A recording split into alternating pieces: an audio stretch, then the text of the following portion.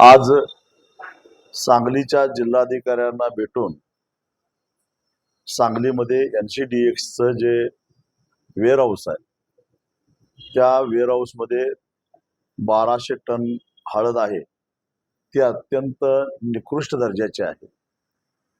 काही मूठभर व्यापाऱ्यांनी साखळी करून या निकृष्ट दर्जाच्या हळदीच्या माध्यमातून बाजारातले हळदीचे भाव पाडायचे आणि शेतकऱ्यांना गंडवायचं असं कारस्थान चालू केलेलं आहे।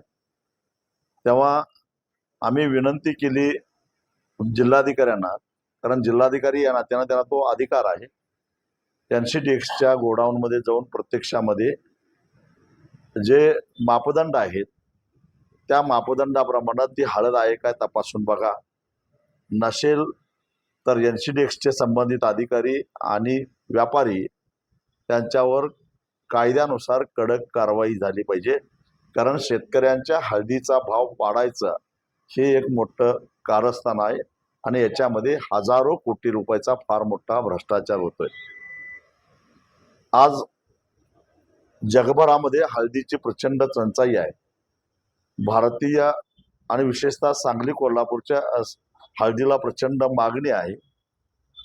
जागेवरून 17,000 क्विंटलनं हळद एक्सपोर्टर खरेदी करायला तयार असताना वायदे बाजारामध्ये मात्र 14,000 रुपयाच्या आसपास हळदीचा भाव दिसतो आणि निकृष्ट दर्जाच्या हळद दाखवून हे भाव अजून खाली आणायचे, 11,000 पर्यंत खाली आणायचे, शेतकऱ्यांना गंडवायचं, लुटायचं आणि हीच हळद 20,000 रुपये क्विंटलच्या किमतीनं निर्यात करायची किंवा डोमेस्टिक मार्केटमध्ये विकायचा असा या व्यापाऱ्यांचा डाव आहे। एकूण बाजारपेठेच्या मागणीच्या 70% उत्पादन यावर्षी भारतामध्ये होतंय आणि निर्यातीला प्रचंड वाव आहे। याचा अर्थ हळदीचे भाव अजून वाढत जाणार आहेत हे या बेरकी आणि लुच्च्या व्यापाऱ्यांना चांगलं माहिती आहे आणि म्हणून अशा पद्धतीनं साखळी करून भाव पाडण्याचा ते प्रयत्न करत आहेत।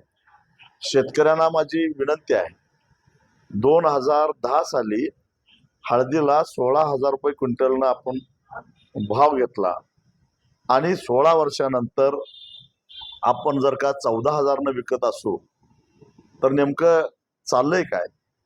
बाजारपेठेची मागणी आपल्याला माहिती घेतली पाहिजे, मागणी किती आहे, उत्पादन किती आहे आणि मग बाजारपेठ पुढं काय राहणार आहे याचा अंदाज बांधायला सुद्धा आपण कुठेतरी शिकलं पाहिजे। आणि म्हणून कळकळीची माझी विनंती आहे, शेतकऱ्यांना हळद विकायला अजिबात गडबड करू नका।